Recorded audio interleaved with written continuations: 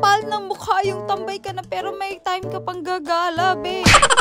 Sarap talaga ang buhay ng tambay. Yung pwede kang lumabas anytime mo gusto. Hindi mo na kailangan magpaalam pa dahil wala ka namang trabaho. Siyempre, wala kang boss. Eh di walang magagalit. Ang malaking problema nga lang, wala kang sahod. Wala kang pera. Anong aasahan mo? Tambay ka nga. So mami, pengen ng pera. Alam mo kasi talaga na nagtatrabaho ako. Mahirapan kumuha ng day off. Minsan nga kung may kasabayan pa ako, nakikipag-away talaga sa akin, sila daw nauna. Tapos kasi madalas ako yung pagbigyan. Siyempre be, head tayo. My head, my shoulder. Inaantay ko nga silang magalit sa akin. Yung tanggalin na lang nila ako. Kaso be, hindi ko maantay kaya nagsawa na ako. Umalis na ako, tapos piniling maging tambay. Ang problema ko nga lang dito sa pagiging tambay ko, wala akong sinasahod. Kaya walang pambili ng bigas, ng ulam, ng karne. Pero alam nyo ba? Ay, teka lang, magpapabango muna ako bago ko ikwento sa inyo. Here's the ekla na lagi nilang tinatanong sa akin. Kung ano yung nagiging pabango ko. Eh, pagsabihin ko, parang ayaw naman nila sa una. Nagtanong pa sila, diba? Hoy Marie, pero mabalik tayo. Alam nyo ba nung naging tambay talaga ako? Araw-araw na ako nakakakain sa labas. Alam nyo kung bakit? Siyempre, wala akong trabaho niyan. Laging umaasa na lang sa awa ng ibang tao. So, ang ending, palamunin talaga ako. Eh, paano kasi yung boss ko hindi na nagsasawang pagalitan ako eh? Hoy, gagi, napakasakit naman neto. Nagkakaroon na nga ng dry lips yung aking lips. Ano daw ang syunga?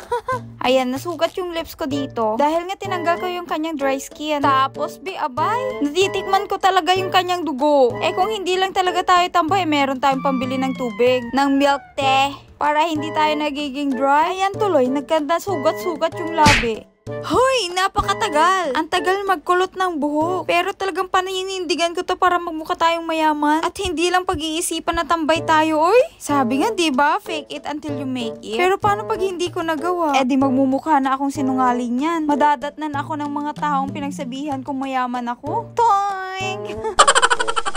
Tapos, alam mo kung ano na naman ending yan? Siyempre, walang magtatagal na kaibigan mo. At lahat ng ipapakilala mo, puro bago na naman. Siyempre, para may maloko akong mayaman ako, no? Winikwento ko lang naman yung mga naging experience ko before. Uy, shoot, tabi. Yung paniwalang-paniwala kang mayaman siya. Ang dami ko nang nakilalang ganito. Ang gagaling nilang magsalita, ang gagaling magpanggap. Trinatry ko nga paano gawin eh. Para sa ganun, kahit tambay ako, may mapaniwala ako, diba? Now, look at my hair, darling. Hala siya. Napakalambot, napakasoft. Siyempre, inaalagaan ko yan lagi, no? Eh, sa dami-dami ba naman ng tinatry kong product? Mga pinapalimos nila sa akin. Oo, diba? Tambay, tapos ang daming nagbibigay. Pag naging tambay ka, dapat galingan mo sa buhay. Diskarte. Mas madami ka kasing oras na gawin yung mga bagay na gusto mo. Parang nitong pagpapabangus ng aking bunganga. Eh, kasi naman, kesa salita ako ng salita. Siyempre, dapat i-sure ko munang mabango-bango dahil kung hindi, mamamatay yung kaharap ko. Alam nyo ba, pag tambay ka, pwede ka rin magkaroon ng ganitong bag. Oh, puno ng diamonds yan, be. Saan ka makakakuha ng ganyan? Nung nagtratrabaho nga ako, hindi ako nagkakaroon ng ganitong bag. Pero alam nyo ba, nung naging tambay ako, dami na nagbibigay sa akin, be. Eto pa, syempre para lumambot na yung ating bibig, gumamit na ako ng mantika. May kulay nga lang. Tapos, syempre, alam kong mabaho na tong buhok ko, kaya papabanguhan ko muna. Etong ginagamit ko, yung ekla pa rin. Ginawang spray net. Ang, syempre, tips yan para maging mabango ang buhok. Syempre, ang tambay. Dahil wala nga ako magawa, nagmumuni-muni muna ako dito sa terrace. Tinitignan ko yung mga marites na nagkwekwento ng buhay ko. Hoy, charot lang. Pero may katotohanan. At eto na ngayon naging resulta sa lahat ng paghihirap ko. Nagmukha na akong hindi tambay. Pwede na ako magpanggap dahil hindi na ako mukhang yagit. Eto, umabot na ng gabi pero hanggang ngayon nandito pa rin ako. Akala ko ba pupunta ako makipag-date? Magpupulbo nga muna ako dahil naisip ko hindi pala ako nagpulbo kanina. Abay, parang prinitong karne yung aking mukha. Sa dami ng mantika, be. Eto nga, gagamitin ko na yung aking sandal. Hoy, alam niyo ba, halos mag-iisang taon na to. Nabili ko lang to sa TikTok. Then, here we go! Hoy, tara na kasi yung kadate natin talagang nag-aantay na. Pagtyagaan na lang muna natin yung mga lumang-lumang sasakyan. Grabe, no? Kung naisip ko, ang tagal na pala tong sasakyan sa akin. Magsi 6 years na pala siya. Ang tagal ko na pala dito sa mundo, ha?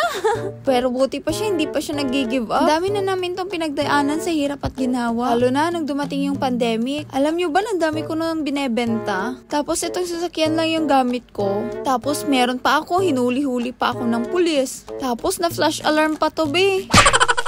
Grabe yung kwento na yun talaga. Yung pinalibutan ka ng napakadaming pulis. Alam mo yun yung nasa pelikula? Oh no!